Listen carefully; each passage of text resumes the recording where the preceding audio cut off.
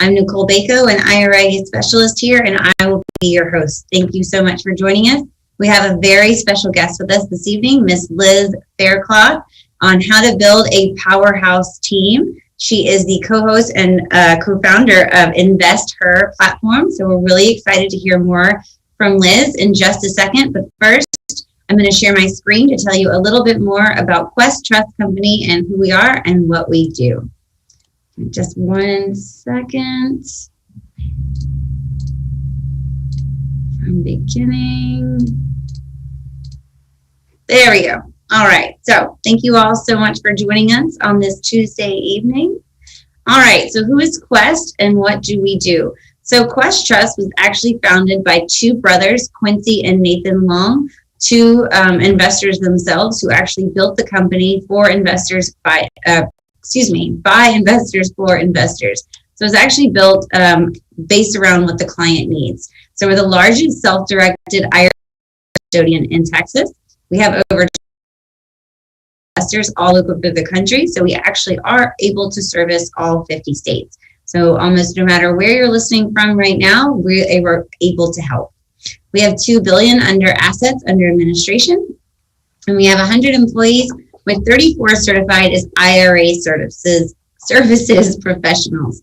So there's a CISP designation. That's a pretty hard test that I'll be taking in the not too distant future. So I'll have my own designation soon. But it's really important that we train our employees very well. We go through a lot of education here. So that's something that we're really proud of. Last but not least, our disclaimer. So this webinar, just like all the others, are for education purposes only. We do not give any tax, legal, investment, or structuring advice. So before getting into any investments, make sure you are doing your due diligence, contacting your professionals, your legal professionals, your lawyers, your CPAs, etc., to make sure that you're doing what's best for you. All right, so self-directed IRA. What is it and why should you have one? So self-directed is honestly just a marketing term, and it means that you are in the driver's seat. You direct us on what you want to invest in. So here at Quest, our clients find their own investments, do their own due diligence, and tell us what they would like to invest in. Everything that our clients are invested in are held privately. So anything traded on the public stock market exchange, we don't hold on our platform. We can't hold on our platform right now. So why should you have one? What are some of the benefits? Diversification. So as opposed to just being able to invest in the market, this really opens up a very big door of diversification. So things like real estate, promissory notes, private entities, LLCs. The list is actually pretty big that we'll get to in a second, but it allows you to really widen that door of what you're investing in. The tax benefits. So like in the traditional IRA, all of your gains and profits are tax deferred, meaning you don't pay any taxes on that until the magic IRS age of retirement at 59 and a half. Or the very powerful Roth IRA, with certain requirements met, you can have tax and penalty-free distributions at retirement. So make sure you contact our IRA specialist to help you learn how. Social investing. Not everyone can get a conventional mortgage. So lending somebody through a promissory note or seller financing is a way that you could help people socially in your area. And of course, invest in what you know best. So if you know a lot about real estate or promissory notes or oil and gas, royalties, etc., this is a way to help yourself with retirement and a way to shine with the information that you already have. All right, so type of self-directed IRA accounts. So here at Quest, we have 7 accounts, and they're broken down into these 3 categories: our personal plans, our employer plans, and our specialty plans. Again, I'd love to tell you more about all 7 of these accounts, but we just don't have the time tonight. Make sure you get in touch with an IRA specialist to see how these plans could help you or your family members. Even if you're a current account holder, it's always a good idea to have like an annual checkup just to make sure you have everything you need. So here's just honestly a small list of investment choices. And again, our clients find their own investments. We don't have any of our own funds or anything like that. So these are probably the 3 biggest categories that people invest in. Of course, there's oil and gas and whatnot out there too. So these are things that you can look into. But honestly, this is kind of a short list. So May 15th is coming up. That is the last day you can get those 2020 contribution limits in. So we wanted to make sure we put a slide in here to see those limits that you can get in for 2020, depending on the type of account you have. So make sure you get in touch with an IRA specialist to get those contributions in, or open a new account to get those in for 2020. And of course, it's already 2021, so you can get those contributions in now. So here's how it works at Quest. So first, you open up the account at Quest. It takes 24 to 48 hours to open an account after we have the new account form. Then you'll fund your account either through a transfer, a contribution, or a rollover from an employer plan like a 401k or a 403b. Next, you'll find your investment. So you'll do your due diligence, do all your homework in this step here. Complete your investment forms. So these are our internal investment forms and some supporting documents that we'll need. And then after everything's in good order, within 24 to 48 hours, we can send those funds out to the seller of that investment from your IRA. So that's kind of how it works in the steps to purchase an asset here. So free endless education. So of course, the webinar you're sitting in right now, we have our weekly webinars every Tuesday and Thursday. Excuse me, this is the trillions on Tuesday. So the trillions we don't have every Tuesday and Thursday at noon. That's a special event, but it is definitely a free education resource to you. But we do have Tuesday and Thursday at noon webinars for you. We also have Self-Directed Saturday, noon Saturday, every Saturday. Our YouTube channel, very robust. Our marketing team has really been working hard on this. This webinar is streaming live now and will be at the end of the webinar recorded there live for you. All of our past webinars are there too. Lots of education, lots of information there. Our education center on our main website is also full of videos and articles for you to read. Our virtual networking happy hour is on the first and third Wednesday of every month. Now, this is a really fun event. If you haven't been to one, the next one coming up is March 19th, 6:30 Central. I really would I'd invite you to join. I think it'd be really fun. Come have a drink with us. So everybody gets a little time in the sun, gets a little time on the screen to say what they're working on or what they're looking for. If they're looking for real estate or a lender or a borrower, what have you. As of a couple weeks ago, it just went international. Of course, they were doing business in the U.S., but it's really exciting that it's gotten so far. We usually have about between 50 and 70 people on there. So a good way to meet other people, do some networking, and kind of see what other people are doing in their IRAs. All right, so this is the first time we're doing this summer. It is a 3-day event in July. It is $25 for all 3 of these days, not each day.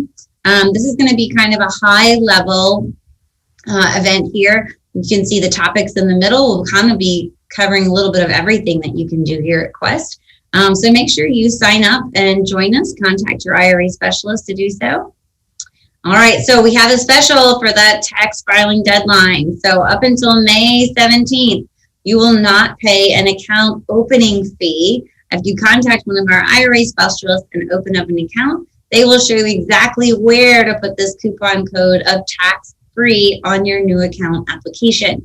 So make sure you get in touch with us to get a free account now. We would love to help you out. So how do you get in touch with us? We're actually very, very easy to get in touch with. This QR code actually works on your screen if you turn your camera on it.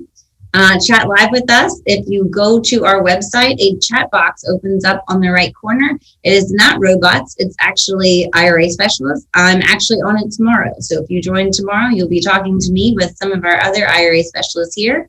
Give us a call, 855-FUN-IRAs. I love our phone number. We really do try to make it as fun as possible. We think retirement is very exciting. Or email us, our group email inbox, iraspecialist@questtrust.com. Or you can email me directly at nicole.baco@questtrust.com. All right, guys, thank you for letting me tell you a little bit about Quest before we have our special guest, Liz Faircloth, for the evening. All right, Liz. Well, thank you so much for coming. We're so excited to hear about how to build a powerhouse team. All right, I'm going to turn it over to you, Liz. Okay, awesome. Well, welcome everyone. My name is Liz Faircloth. I'm just going to pop my screen up here. It's a pleasure being on this webinar with Quest. So thank you so much for having me. Really appreciate it. Love doing work with your organization. So thanks so much, Nicole and Katie and Haley and all the folks that I work with at Quest. So thank you so much. So my name is Liz Faircloth. I'll introduce myself in a second, but tonight's topic is all about team building. I don't know about you, but if you're in real estate or really in any business, building a team is really important, and not only important, but it's crucial to growing your business and sustaining it and really thriving. And it's not always easy, right? So I love questions. I love engaging with people. So please ask away. But I do have I have content to share with you, stories to share with you, and hopefully some takeaways. So that's the goal for tonight. I'll just introduce myself really quick, or tell a few stories, and I'm going to introduce myself here in a moment. But so many times in team building, if you see these two dogs here on the screen, it starts out really helpful. Like this, the dog on the floor is helping the one take a cake out of the fridge, which really doesn't make any sense. But regardless, they're working together and they're in really good harmony, right? And that sometimes is how teams begin, and how partnerships begin, and how camaraderie begins. And then somehow, it sometimes turns into these two tigers fighting. And, we've all been on teams that have flourished.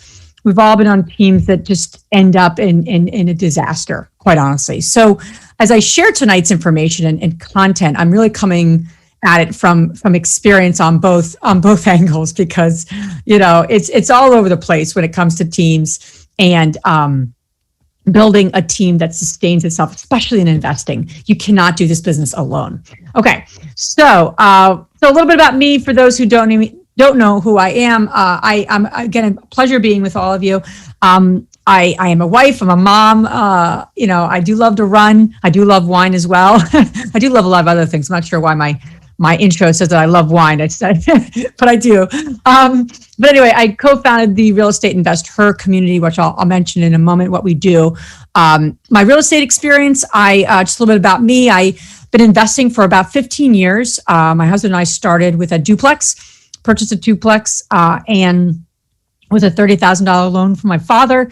And we've grown our portfolio to owning and managing about 60 million under management. We focus mostly on larger multifamily at this point in our kind of business focus, where our acquisitions tend to be more in the Southeast. We have buildings in Kentucky and North Carolina, and where we got our start in New Jersey and Pennsylvania. So those are where our buildings are. We're also building a fund. We're doing some really neat things around real estate. So one of my passions in a newer venture in the last few years is to inspire women. So a lot of my time right now goes to building our community along with my partner, Andressa. We have a podcast, The Real Estate Investor Show. We have a free community that's women helping women. We have meetups across the country. And I think that's how I connected with Quest originally. And we have a membership and a lot of other things happening. But our goal is to empower women to live a financially free and balanced life. And we just started an EXP team as well. So we're really trying to connect agents to investors. And just real quick, we have a summit coming up. You can check it out June 12th. Really excited about this. It's our annual summit. But I'm going to get to our, and I'll tell you a little bit about that at the end, but I'm going to tell you a little more about our session tonight about team building and get to our content here. And then I can get to anything else you have questions on. So as I talk about this too, while my husband and I were building our real estate investing business, he decided to quit his job, and I decided to, we both can't quit our job. We were in our 20s. So I ended up continuing to work as a consultant. So my day job, my consulting work for over a decade, was pretty much working with teams across the country, large, small, startups to Fortune 500 companies, pretty much helping them hire, manage, and retain people, and really help them do team building within the company and do strategic work with teams. So that was my kind of professional life for over a decade. So as I talk about this topic, I'm really passionate about this topic because it comes from both my experience as like a consultant, management consultant, and it also comes from my experience in being in the business of building a real estate team. So that's why I think this is probably out of all the topics I present on my favorite.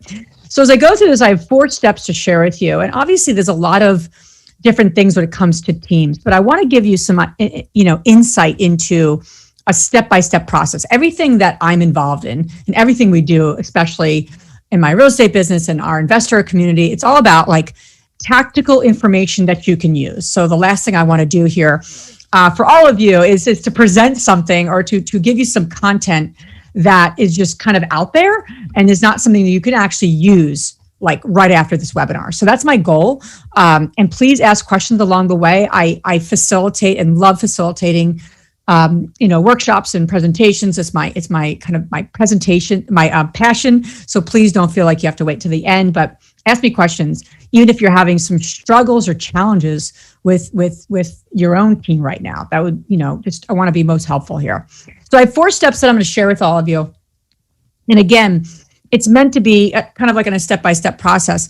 I'm going to give you some examples too along the way, because again, multifamily is my experience. So I'm going to give you some kind of multifamily ideas as well as along the way here.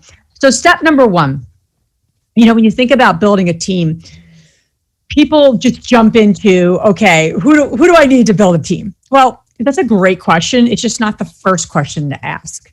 And so many times people don't really map out where they want to go. So, the key here is like, where do you want to go? In other words, what are your short-term goals? What are your long-term goals? So many times people just jump into teams and partnerships and they don't really know where they're going, to be perfectly frank. And that's a problem, right? Because, your values and goals could be very different than the team you're building. And that could be the very reason it doesn't work out. And that is the very reason many times that teams don't work out. So it's really important is to really kind of think through. And obviously the folks on here could be passive investors, could be active investors. So you really want to think about, what are my short-term goals? What are my long-term goals? And where do I see myself? What's holding me back? The clearer you are with yourself and where you're headed, the easier it is going to be to attract and to form a team. Okay, so the clearer you are here, that it's a critical first step. So mapping out where you want to go. That's the first step. And that could be, again, that can change over time. I know for me and my husband, when we started, where we wanted to go in our 20s, right? Our goals look a little different now, 15 years later, right? So it does evolve and it does change. So before you really do form that team, hire someone, build that partnership with someone, really think about, where did you want to go? Okay. And what is that vision you have for yourself? And the more specific you get and the more color you have to that, the better. I know people love vision boards. I mean, I'm literally staring at my vision board right now, but I'm really clear. And it really helps then obviously, build relationships with other people, right? So that's step number 1 here. So step number 2 is all about, again, I'm not even getting to anything to do with people or where to find people, okay? That's like not even in my first couple of steps here, because again, that's the mistake that most people make when they're building a team. They just go right there, and it's really hard to build a team that can maintain itself if you're not really clear on some of this. So step number 1 was all about mapping out where you want to go. What are some of your current real estate investing goals? What are some of your wealth building goals? What have you, right? Getting clear there. Step number 2 is all about taking a personal inventory. I'm a really big fan of kind of going within before you can go without, on the outside of looking for other people or thinking about partnerships and teams. Again, that's the problem that most people make. That's the mistake that most people make, is they go outside too quickly. So 2 is all about personal inventory. I like calling it a personal inventory because there's a lot of pieces that you bring to the table.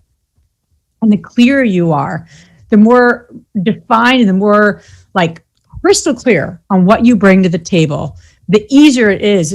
Easier it is for you to actually build a team.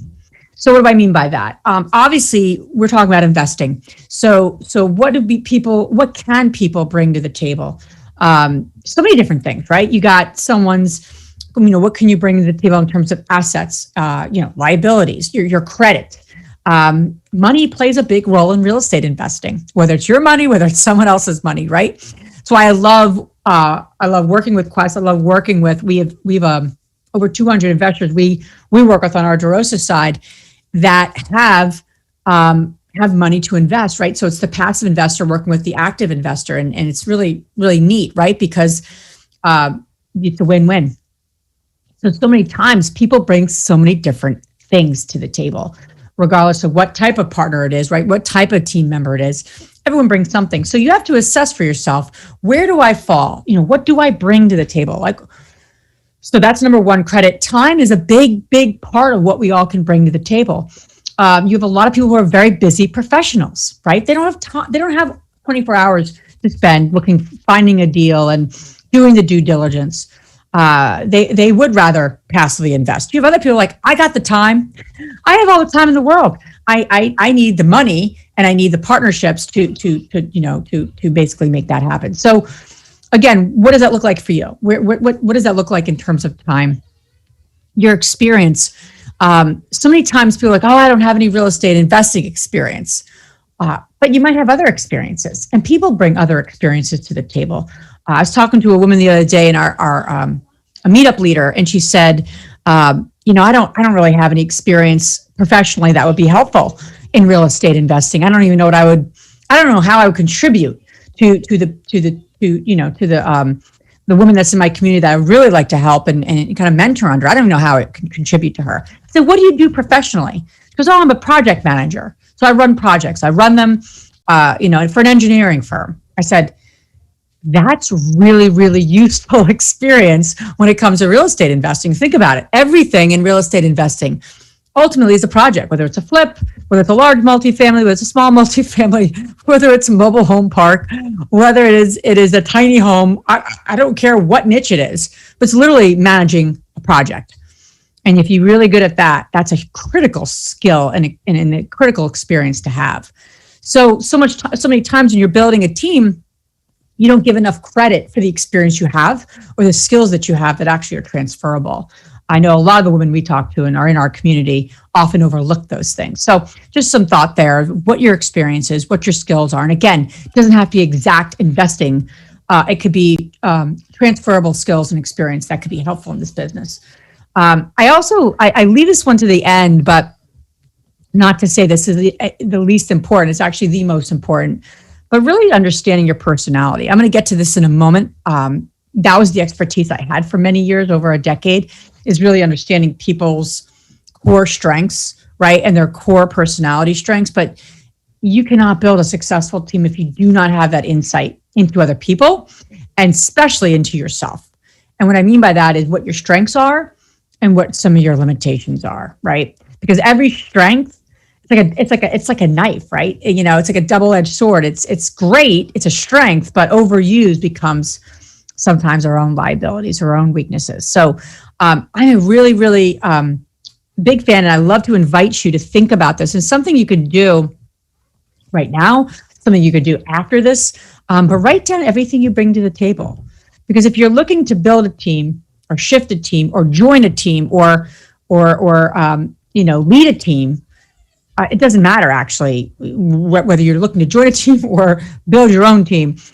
The most important thing is to know what value you bring. And if you cannot be very crystal clear on the value you bring, it's really hard, right? To either join a team or build a team, because there's great things you bring to the table, and then there's going to be gaps. In order to achieve that goal, we just said that step number one was mapping out where you want to go and what do you want to achieve. So that's why this is such an important, and that's why it's strategically step two, not step one. It's actually step two, because you got to know where you want to go. And step two is then saying, okay, what do you bring to the table? So take a moment to think about that, to take a moment to even jot some notes down. Again, I'm a big fan of doing something with what you're learning. The last thing you want to do, again, is learn something and it goes in one ear and out the other. I'm more of a fan of actually doing something with what you're learning. So that's step number two. Step number three then, okay, so number one was map out where you want to go, map out your vision, map out those short and long-term goals. Step two was all about taking that personal inventory, getting really crystal clear on what you bring to the table in order to achieve step number one. Step 3 now is all about determining who you need to meet your goals and your vision, right? Seems kind of simple, but again, step number 3 is where most people make mistakes. They just jump into this question first. And again, this is strategically why this is step number 3. This is not step 1. It's not step 2. This is the third one. After we've gotten clarity on the first 2, now this is good timing. Now this is appropriate timing to say, okay, who do you need to meet your goals and vision? I haven't read the book yet. I want to read the book, but it's called Who, Not How. I think it's by Dan Sullivan. But isn't that a great concept? So many times, and again, I work a lot with women, so I'm just speaking from my own experiences. So many times a lot of women I'll be talking to and connecting with, they'll say, well, how am I going to do that? I'm not sure how I'm going to do that. And I said, you don't need to worry about how, you need to worry about who. And so we got to change our thinking around that a little bit of like, who do we need, versus, we don't need to do it all ourselves. So that's really, I don't know if there's questions coming up here, but I do want to just be mindful of that. Name of the book you mentioned. I think it's, I'm pretty sure it is Dan Sullivan, Who, Not How. I'm pretty sure. Don't quote me on that, but I'm pretty sure pretty sure it's Dan Sullivan. So, and I really want to read that myself because I've been thinking a lot about that, even as I grow our investor team and our DeRosa team. It's the theme that's been coming through my mind as we've been kind of navigating our own team. So I'm going to give you an example here of a multifamily team, or what our experience has been. This is probably relevant for any size multifamily. I don't know whose expertise is multifamily here on the call, but I'm just giving this as an example because, again, this is the space that I come from a core investing perspective.